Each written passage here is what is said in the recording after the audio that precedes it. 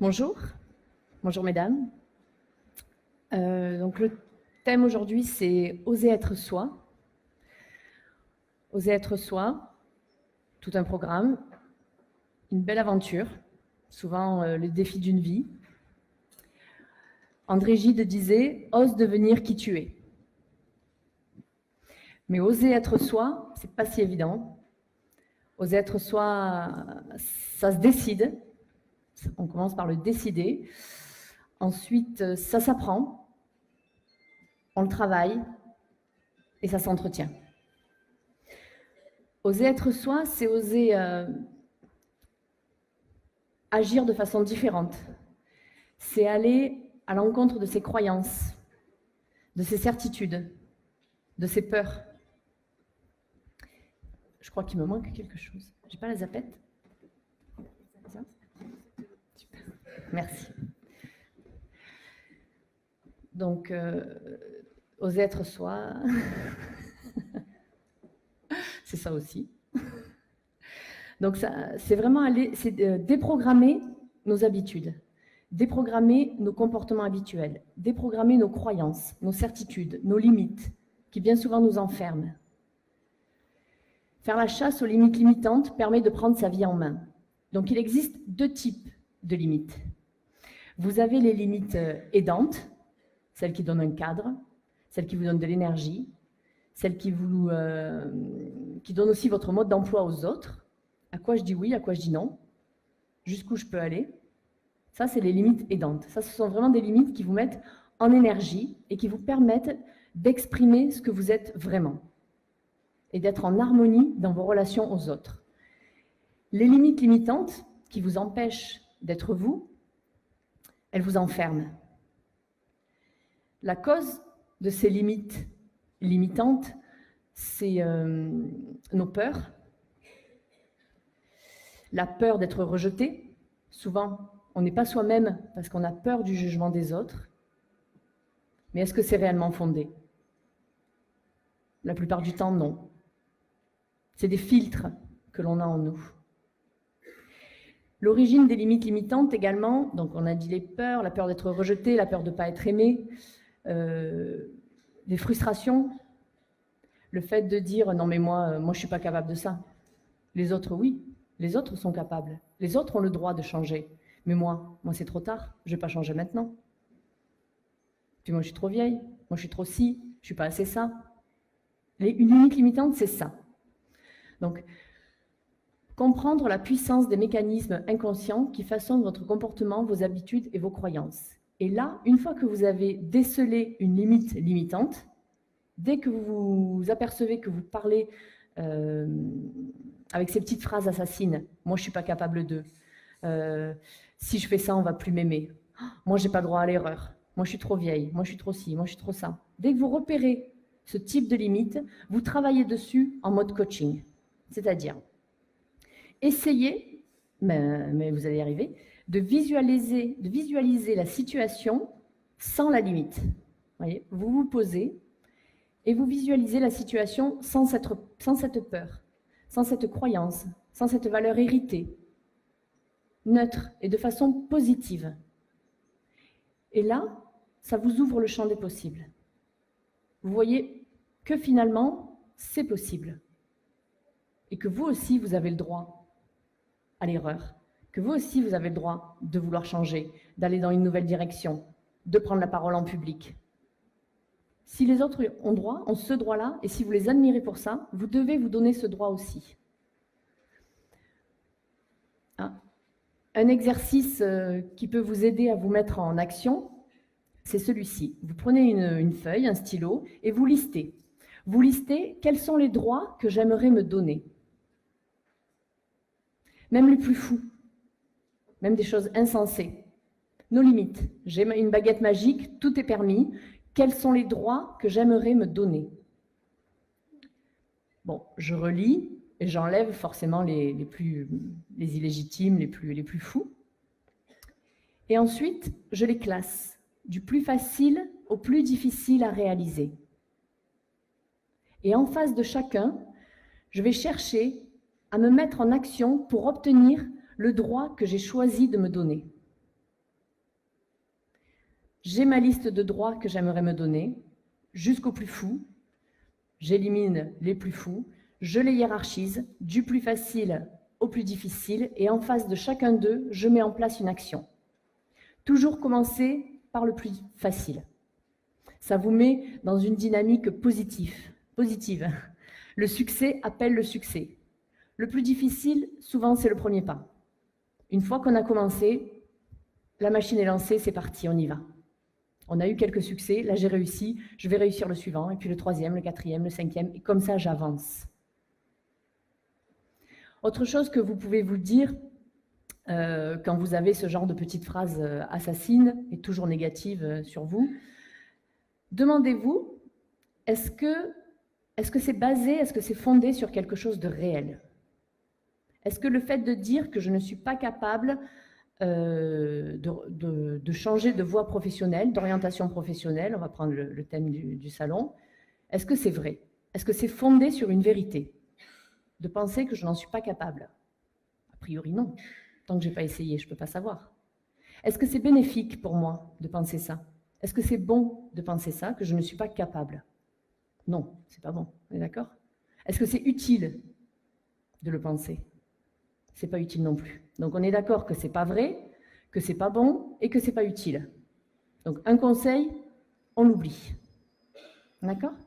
Et on met une action en face qui va vous permettre d'y aller et d'oser. Renforcer l'estime de soi, ça s'apprend. Voilà. Là, les 3 clés par rapport à l'estime de soi, les 3 clés de base, c'est arrêter de vouloir être parfaite. C'est un grand problème féminin. Arrêtez de vouloir être parfaite. Arrêtez de vouloir plaire à tout le monde. Et mettez-vous à l'action. Donc, affirmez-vous. Ben oui, affirmez-vous. Vous avez des idées. Il faut les assumer. Osez dire ce que l'on pense. Osez dire ce que l'on ressent. Osez dire ce dont on a envie, ce dont on a besoin. Assumez ses besoins. Définissez vos priorités. Posez-vous et demandez-vous où est-ce que vous voulez aller. Qu'est-ce qu'il manque à votre vie aujourd'hui pour être complètement heureuse? Posez-vous et définissez vos projets. De quoi est-ce que j'ai envie? Faites-vous des listes de projets, de priorités. Listez vos valeurs. Alors, une valeur, c'est quoi? Pour commencer, une valeur, c'est un nom. Une valeur, c'est pas un verbe. Un verbe, c'est un besoin. Une valeur, c'est un nom. Une valeur, c'est ce qui va permettre de décider. Quand je connais mes valeurs, c'est facile pour moi de faire des choix. Je sais si ce qu'on me propose est raccord ou pas avec mes valeurs. Je dois vivre dans mes valeurs. Je ne dois pas vivre dans les valeurs des autres. Sinon, ce sont des valeurs héritées. Si je vis dans les valeurs de ma famille, alors elles peuvent tout à fait me convaincre. Il ne faut pas absolument rejeter les valeurs familiales. Elles peuvent me convaincre. Mais si elles ne me conviennent pas, il faut l'assumer. Parce que si je vis dans des valeurs qui ne me conviennent pas, dans les valeurs de mon conjoint, dans les valeurs de mon ami, dans les valeurs de mes amis, dans les valeurs de mon entreprise, ben je vis dans la frustration. Parce que je ne vis pas dans mes propres valeurs. Je ne suis pas bien dans mes baskets. Je suis à côté de mes baskets ou dans celles du voisin, mais certainement pas dans les miennes. Quel est l'intérêt? On n'a qu'une vie. Soyez à l'aise dans vos baskets. Quand vous vivez en accord avec vos valeurs, vous vivez en harmonie, avec vous et avec les autres. Les autres vous respectent. Reconnaissez vos qualités. Ben oui, reconnaissez vos qualités. On a tous des défauts et des qualités. Mais bon, l'important c'est quoi? C'est nos qualités. Reconnaissez nos talents. Faites mener des actions en fonction de ce que vous savez faire. Soyez positive. Toujours pensez ressources. Quand j'ai des actions à mettre en place, en fait, ce sont mes ressources qui vont définir mes actions et pas l'inverse. Parce que si je définis une action et que je n'ai pas la ressource en face, je ne vais pas me mettre en marche. Donc ce sont vraiment mes ressources, mes talents, mes qualités qui vont définir mes actions. Arrêtez de vous comparer. Pourquoi? Parce que quand on se compare, on se dévalorise. Vous pouvez vous inspirer des autres, de leurs succès, de leurs réussites, même de leurs échecs. Vous pouvez, mais pas vous comparer. Célébrez vos victoires, ça c'est important, de les célébrer tous les jours, au quotidien, tous les petits bonheurs de la vie. Les petits, les grands, grandes victoires, petites victoires, tout. Quand je m'endors le soir, je repense à tous les aspects positifs de la vie, de ma journée. Apprenez à dire non. Alors, apprenez à dire non sans culpabiliser. Apprenez à dire non sans vous énerver. Ce sont des noms calmes, posés. Si spontanément je n'y arrive pas, j'ai des petites phrases secours du type j'y réfléchis et je reviens vers vous, par exemple. Le non valorise vos oui. Et quand je dis non à l'autre, je dis oui à moi-même. Ne vous oubliez pas.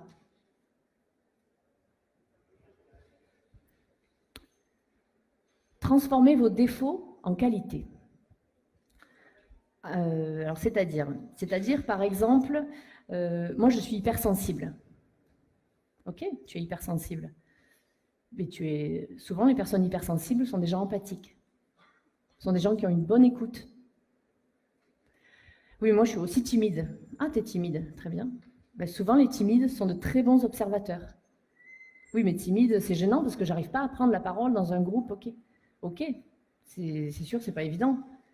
Mais ton moyen de communication, par contre, j'adore dessiner. Par contre, je suis très douée. J'ai un véritable talent pour le dessin ou pour l'écriture.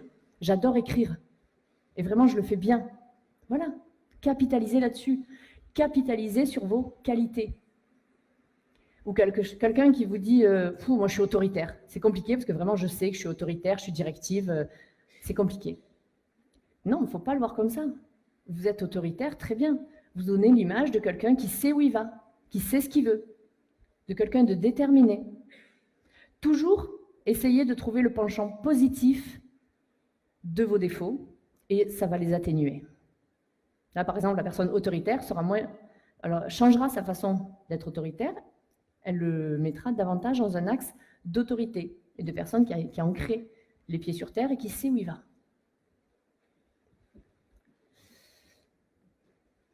Soyez indulgent avec vous-même. Tous les jours, vous faites de très belles choses, vous réussissez de très belles choses. Donc félicitez-vous, célébrez ces victoires et vraiment soyez indulgent avec vous-même. Un petit exercice qui est rigolo à faire, c'est quand on passe devant une vitrine ou devant un miroir, on se sourit. Au début, ça peut paraître un peu étrange, un peu bizarre, puis on y prend goût, et puis au final, c'est très agréable. De toute façon, c'est toujours agréable de sourire, et il faut aussi rire de soi. Oh là là, aujourd'hui, ça va pas du tout, qu'est-ce qui t'a pris de mettre ça? Oh là là, mon Dieu, mais t'as oublié de te coiffer ou quoi? Et il faut en rire, toujours avec le sourire. Ou ça peut être aussi, oh là là, aujourd'hui, pas mal.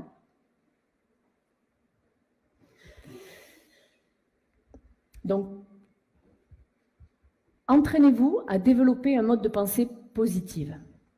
Quand vous avez un objectif, toujours visualisez le résultat, la réussite.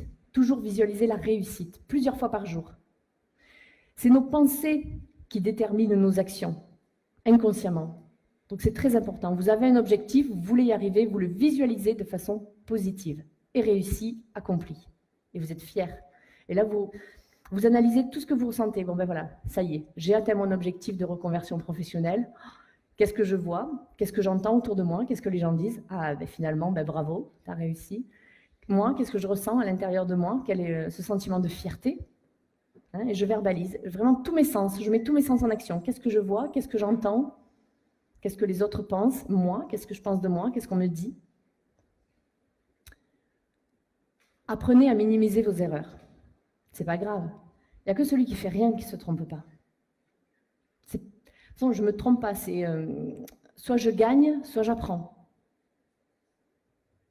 C'est pas un échec, c'est un apprentissage. Ce qui est dangereux, c'est de faire toujours la même erreur. Là, bon, il faut se poser des questions. Arrêtez d'être trop perfectionniste. Ça n'existe pas de toute façon. Et puis si on attend que tout soit prêt avant de commencer quelque chose, avant d'avancer, eh bien on ne fait jamais rien, parce que c'est jamais prêt. Il faut jamais... Quand vous avez un plan d'action, ne surplanifiez pas, ne rentrez pas trop dans les détails. Planifier n'est pas agir. Et qu'est-ce qui fait que vous allez être fier de vous? C'est l'action, ce n'est pas la planification. C'est Einstein qui disait « Vaut mieux avancer dans le désordre que reculer dans l'ordre ». Apprenez à exprimer vos émotions. Elles font partie de vous. Il faut les accepter.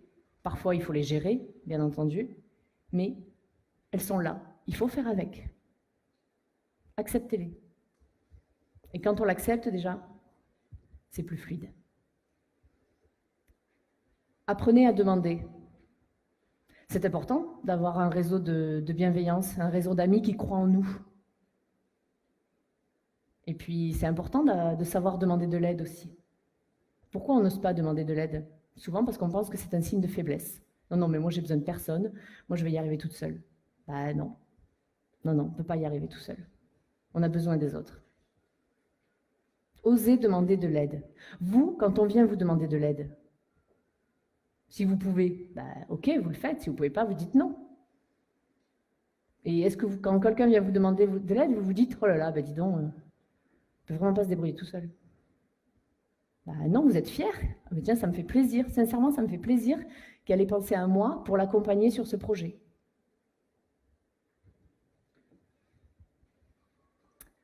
Apprenez à être vrai. Bah, apprenez à être vrai, c'est soyez vous, soyez authentique. Vaut mieux être authentique que populaire.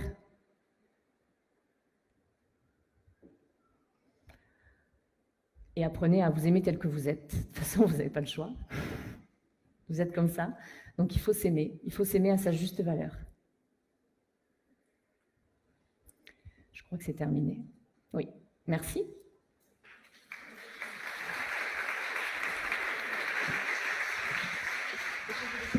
D'accord.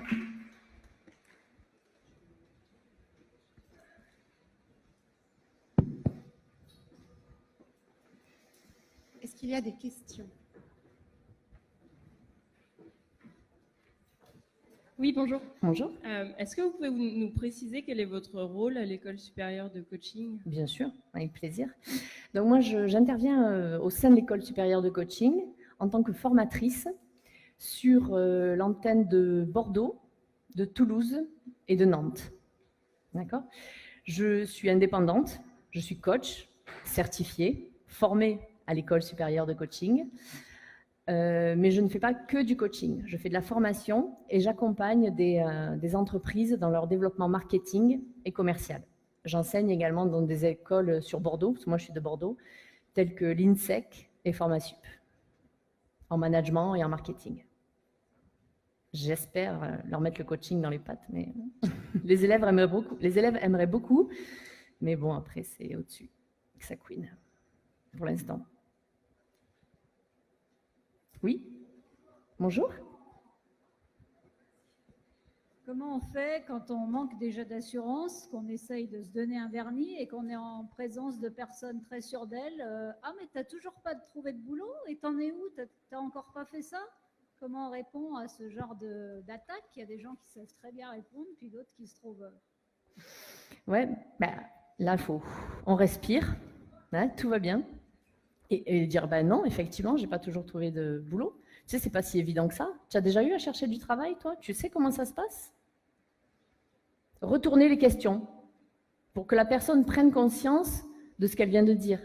Puis clairement lui dire, ben, tu sais, moi, quand tu me dis ça, expliquez ce que vous ressentez. J'ai l'impression que tu me juges, alors que je t'assure, je fais vraiment tout ce qu'il faut pour. Ne t'imagine pas que parce que je suis en recherche d'emploi, je passe mes journées à regarder la télé. Par contre, si tu as des pistes, je suis preneuse. Mais toujours impliquer l'autre, lui retourner ses questionnements, par exemple. Si elle n'a jamais été en recherche d'emploi, tant mieux pour elle, donc elle ne sait pas vraiment de quoi elle parle. Et si elle a déjà été en recherche d'emploi, elle sait combien c'est difficile et combien on a besoin de soutien dans ces moments-là. Bon, après, les gens toxiques aussi, des fois, il faut savoir s'en éloigner. C'est pour ça que je dis que c'est important de s'entourer de personnes bienveillantes, de personnes qui croient en vous. Oui, bonjour. Bonjour. Oui, bonjour, madame. Ah, pardon, je voyais un micro là-bas et ça ne correspondait pas. Non, je vous en prie. Je voudrais savoir si vous pouvez nous donner le nom d'une école de coaching sur Lyon, ici, et si l'accompagnement est gratuit. Alors, à l'école supérieure de coaching, elle est à Lyon. Là, elle est dans les locaux de Nextdoor, rue des Curassiers. Ouais, c'est ça? Merci. Gratuit, non. C'est une formation qui dure 6 mois. C'est une formation certifiante, RNCP. C'est niveau Bac plus 4, c'est un master. Sur cette formation, vous avez 3 séminaires de 4 jours en présentiel. Et après, toutes les semaines, vous avez des e-learning, des audiocours et des devoirs à rendre. Donc, ça a un coût. Par contre, ça peut être pris en charge par les fonds GESIF, par Pôle emploi, par des organismes de financement. S'il vous plaît, vous pouvez nous rappeler le nom? Je peux noter. École supérieure de coaching. Celle de Lyon, vous avez dit un autre nom? Ah oui, les locaux. Les locaux, c'est situé dans Nextdoor. Nextdoor. Voilà, mais si vous voulez nous retrouver, c'est École supérieure de coaching. Mais venez sur le stand tout à l'heure, je vous donnerai les très coordonnées bien. de la personne qui gère Lyon. Je vous remercie. Mais avec plaisir.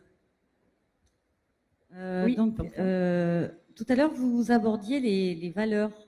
Oui. Est-ce qu'il existe un travail ou des outils précis pour permettre de les déterminer? Déjà, interrogez-vous. Vous, qu'est-ce qui est important pour vous? Qu'est-ce qui vous rend heureuse? Qu'est-ce qui vous rend enthousiaste?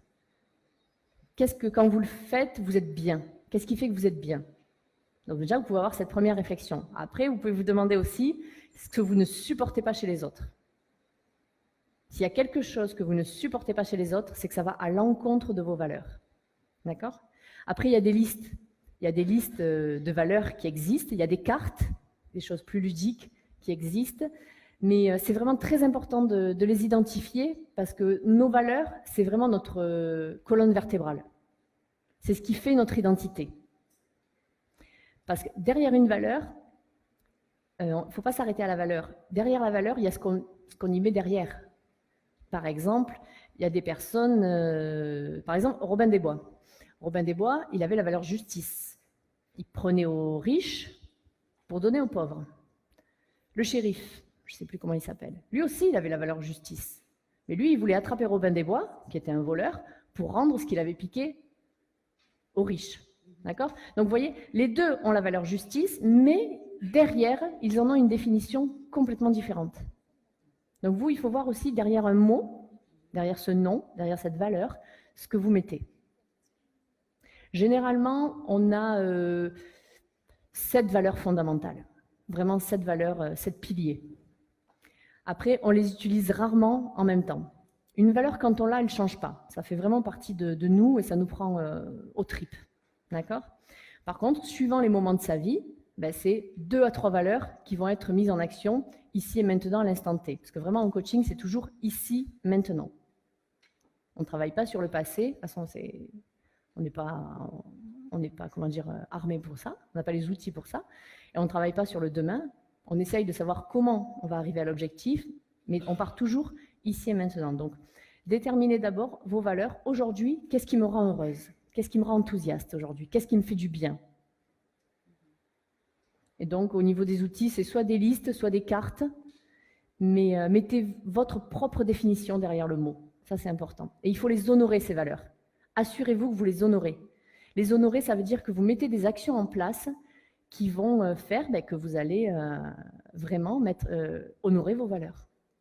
Parce qu'on ne peut pas dire juste qu'on a la valeur travail, par exemple, ou liberté, ou famille, et ma famille, pareil, ça fait 2 ans que je ne les ai pas vus, par exemple. Là, c'est un peu compliqué. Après, mais là, ça dépend. Tout dépend ce que la personne met derrière le mot famille. Ah non, mais moi, la famille, c'est pas mes parents, mes oncles et mes cousins. Hein. Non, ma famille, c'est mon conjoint, ma fille et moi. Là, c'est différent. C'est dur de répondre rapidement à ça, mais sinon, venez sur le stand et on pourra échanger si vous voulez. Merci beaucoup. Oui. Oui, c'était juste pour revenir sur ce que vous disiez par rapport aux valeurs. C'est vrai que ça, on l'entend tout le temps, être en cohérence avec ses valeurs, être en accord. À côté de ça, faut être en accord avec sa vie perso, ses objectifs professionnels. Et souvent, c'est très compliqué de faire tout matcher en même temps et parfois, on est obligé de lâcher des choses. Et du coup, est-ce que vous avez une grille de Il lecture? faut compenser ailleurs. Voilà, qu'est-ce qu'on peut faire justement pour le vivre bien, le vivre le mieux possible? Trouver une action, par exemple, professionnellement, ben, ma valeur liberté, elle n'est pas honorée parce que j'ai pas de périmètre d'action. Je suis cloisonnée à ce que mon manager me demande de faire. Donc ma valeur liberté, ben, je vais l'honorer différemment ailleurs, dans un autre domaine de vie que professionnel. Mais toujours mettre en place des actions qui honorent vos valeurs. Vos valeurs, il faut les faire vivre. Sinon, vous allez être mal. Si vous ne faites pas des actions qui sont en raccord avec vos valeurs, vous ne pouvez pas être bien. C'est votre ADN, c'est vraiment votre identité. C'est ce qui fait que vous êtes vous.